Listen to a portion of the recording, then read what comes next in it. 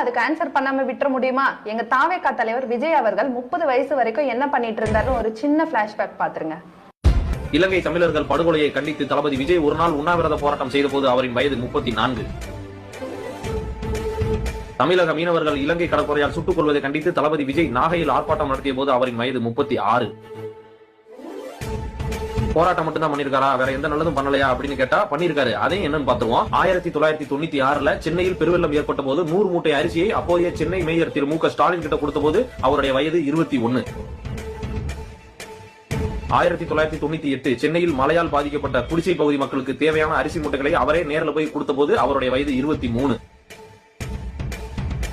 1999 கார்கில் போர்ல உயிரிழந்த ராணுவ வீரர்களின் குடும்பங்களுக்கு உதவும் வகையில் பொதுமக்களிடம் வசூல் செய்த பணத்துடன் தனது சொந்த பணத்தையும் சேர்த்து மத்திய அரசுக்கு நிதியாக அனுப்பிய போது அவரின் வயது 24. இதெல்லாம் பார்த்துட்டு 250 கோடி ரூபாய் சம்பளம் வாங்கிட்டு அரிசி மூட்டை வாங்கி கொடுக்கறதா ஒரு விஷயமா அப்படின்னு நாட்டாமத்தனம் பண்ணிட்டு சண்டியர் மாதிரி காட்டு முட்டாத்தனமா பேசிட்டு ஒரு குரூப் வருவாங்க. அவங்களுக்கு ஒரு பதில் என்ன அப்படின்னா 250 கோடி ரூபாய் சம்பளம் வாங்குறதுங்கிறது இப்பதான் 1998 எவனும் 250 கோடி ரூபாய் தூக்கி கொடுக்கல. மோடி குஜராத்துக்கு முதலமைச்சர் ஆகிறதுக்கு முன்னாடியே, அதாவது